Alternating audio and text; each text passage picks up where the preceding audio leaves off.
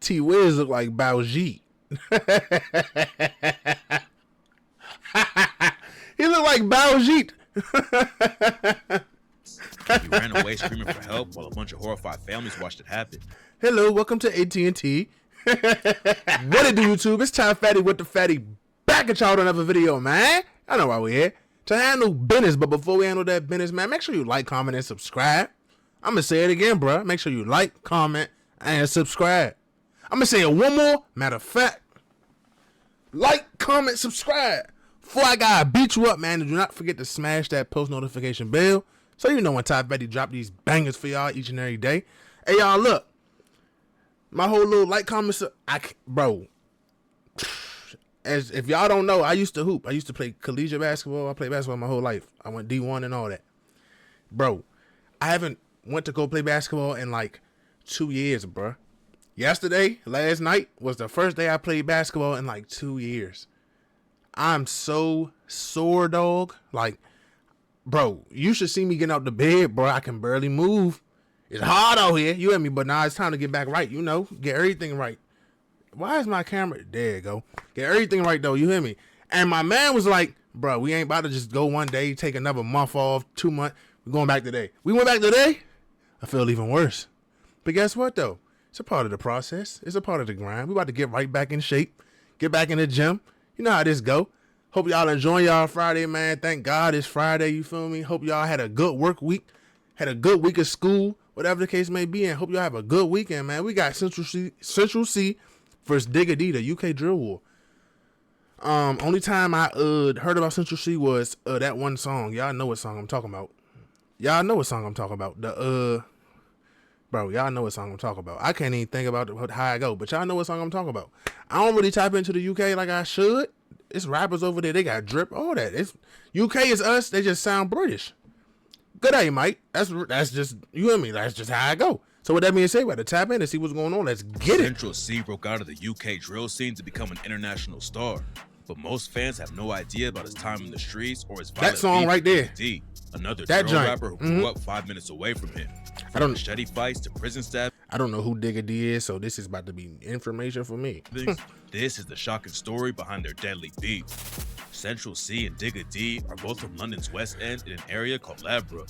Digga D spent his entire early life there, but Central C's family ended up moving 5 minutes away to a neighborhood called Shepherd's Bush. Shepherd's Bush and Ladbroke are two of the most violent areas in the West End. Ladbroke actually has a lot of wealthy people and nice homes though. It's a wild place because on one side of the street, you have families who can't afford food or keep the lights on, and right across from them, you'll see little kids with parents who buy them Rolexes. Back in the day, both areas were under the umbrella of one gang called 916. It's not clear what went down behind the scenes, but at some point they had an internal beef and ended up splitting the hoods apart. The crew from Ladbroke became known as 1011, and the dudes in Shepherd's Bush started two new gangs called 12 World and 12 Anti. Even though they're technically two different sets, 12 World and 12 Anti are clicked up heavy and share the same ops. Central C and Digga D also went to the same school for a while, but they was a couple of years apart, and Digga ended up getting kicked out pretty early after he got caught with weed. C was always surrounded by street activity, but he actually tried working a legit job before hopping off the porch. C started working at a shoe store, but it ain't take long for him to realize that the real money was in the trenches. After just 3 weeks, he knew that working retail wasn't going to support the kind of lifestyle he wanted, so he bounced and started moving weight instead. Around the same time, C was already trying to make it in the music industry. He came up listening to reggae, dancehall, and American rap that his dad would play when he visited. And it's crazy, bro, because if you look at this and not know they from the UK, you'll be like, damn, what, they in New York or something? They across the water. Feel me? They got a whole different set of rules they play by. You can't walk down with no stick. They got knives, machetes. Imagine, you know, a shootout is one thing, you know, it's deadly, right? You know how it go. But imagine, bro, it's 12 of y'all, 12 of them, and y'all in the middle of the street with machetes ready to get it in. Okay. And C started combining it all to try and find his own sound. Digga D got an early start with rap too. His parents introduced him to a lot of Jamaican reggae, and Digga started writing his own music at around 12 years old. He didn't have a stable childhood at all though, and spent a lot of time at a place called the Herald Club. The Herald Club is a center for disadvantaged kids that's been around since 1883, and Digga says it was crazy important to him back in the day. When it was too cold to be outside and he didn't have anywhere to go, Digga and his homies would play football inside and started hanging out in the building's old recording studio. That's where he started laying down his first tracks. Around the same time, Digga suffered a tragic loss. When he was 11 years old, the grandma Digga lived with at the time suddenly passed away. He paid tribute to her on the track intro and rapped, "Mom's life, I was 11 or 12, with half an M and some digital scales. Moved in with my nan, used to sneak in girls. 177 South Tram Crescent, my nan got cancer, I was 11. She passed away, know she went to heaven. She's on my mind, that's all through lessons." He dropped his first single just a couple years later, but it would take a while before he had any real success in the industry. Digga still had both feet in the trenches while he was working on his craft. Him and his 1011 homies was putting pressure on the ops in the streets and in the booth. One of their ops sets is a crew called Endgang, and in 2017, one of their affiliates was brutally stabbed to death in the middle of the day.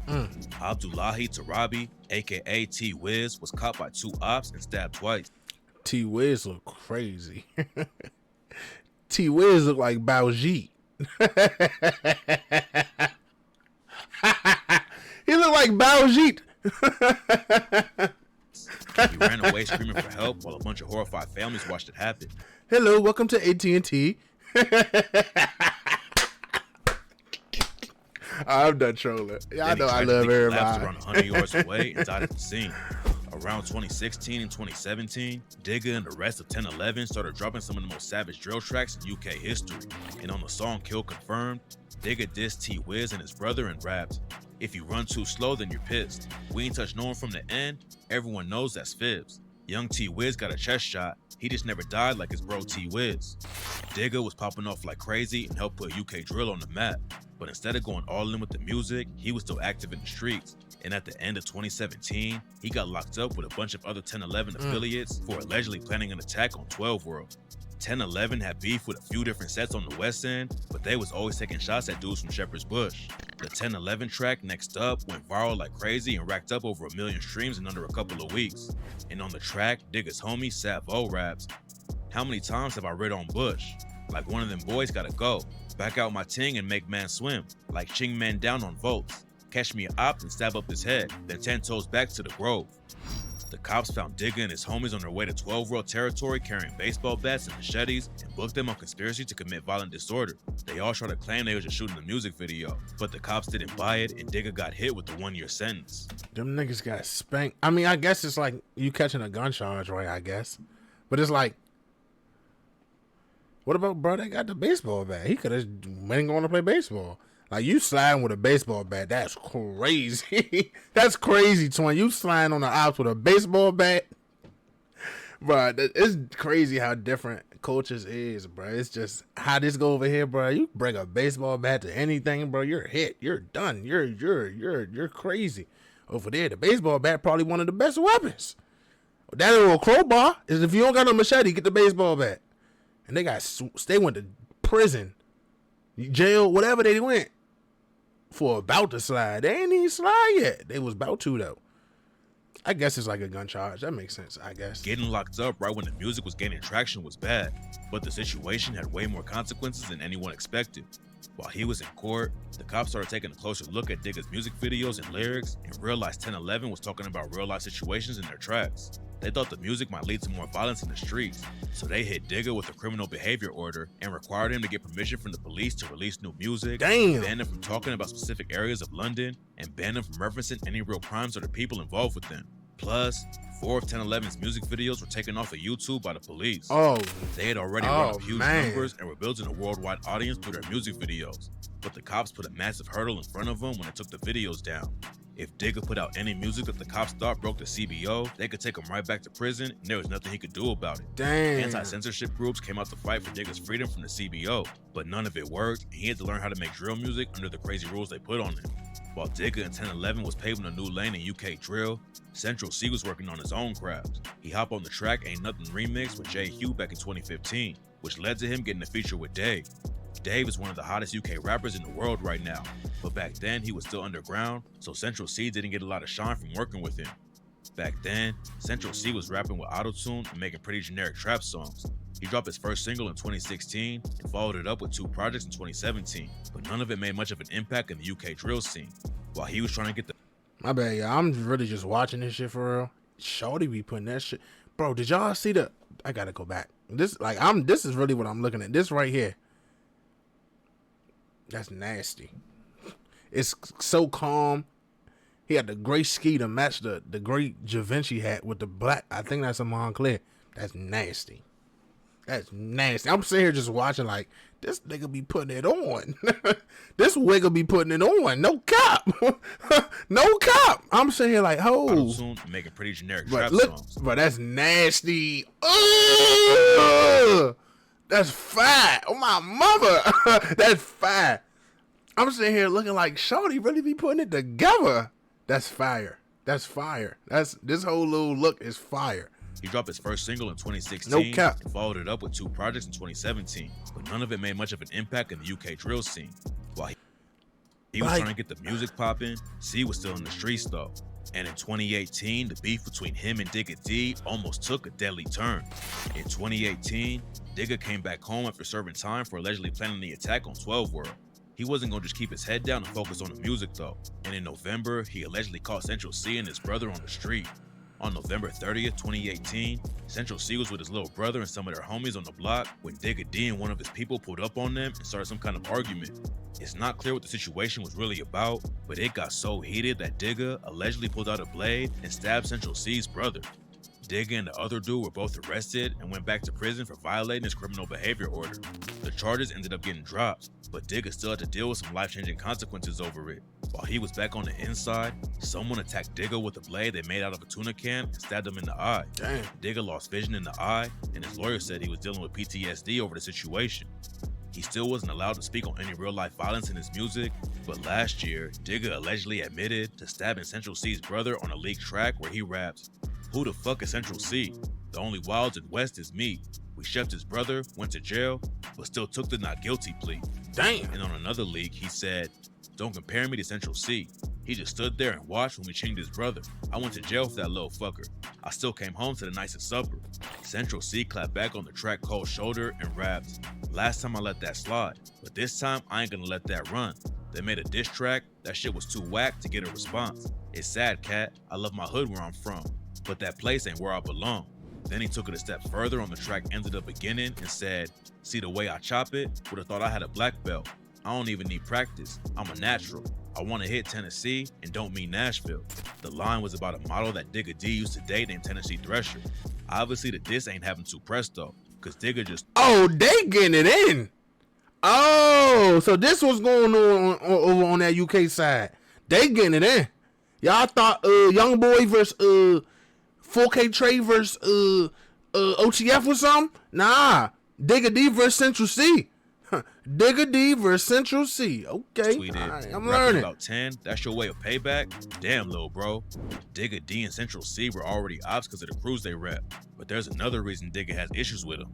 Since at least 2018, Digga has been sending shots back and forth with another rapper named Fredo. It's not clear where it all started, but one time Fredo went on Instagram Live and said that he's not making music with anyone from Ladbroke Grove. Not making songs for Ladbroke Grove, but they're not Grove. Later, Digga was on live when someone started playing a track from Fredo and Dave. Digga made it clear that he wasn't rocking with either one of them and said to turn it off. See what I'm saying? But man, turn this shit off, man. Then after the news broke that Digga got stabbed in jail, a UK rap page put up a post wishing him well, and Fredo sent a sneak diss by commenting an ambulance emoji. Damn. Central C linking up with Fredo and Dave could be one reason that Digga has so much beef with him, but some fans think it all comes from jealousy.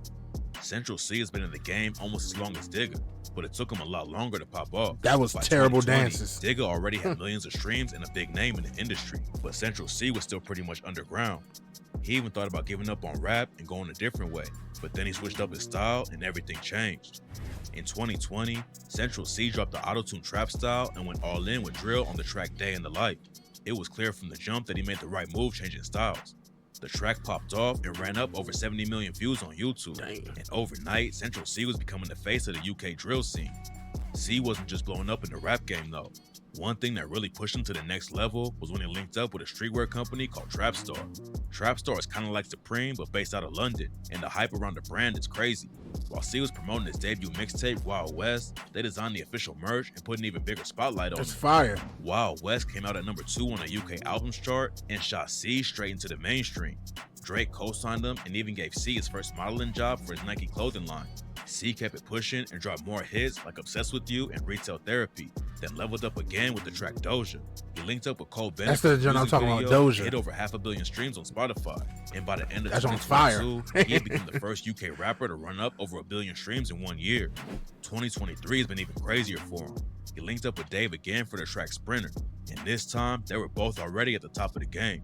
Sprinter was a single for their collab tape Split Decision, and the track ended up breaking the record for the longest running #1 rap song in UK history. Then XXL added C to the 2023 freshman class. I'm rocking with Drake Central linked C. up with him for his On The Radar freestyle too. No cap. Central C didn't just take over UK drill, he's becoming an international star with fans all over the world. Digga D definitely helped pave the way for him to come through, but he's had a tough time staying out of trouble.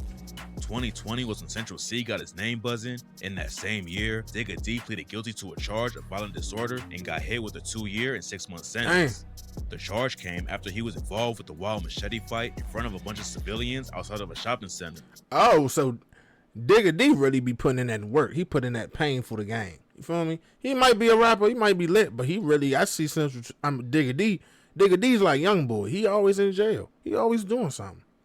Sit your ass down and make some money, boy. Somebody tell him sit down and make some money. Jail, took me one time. It just ain't for me.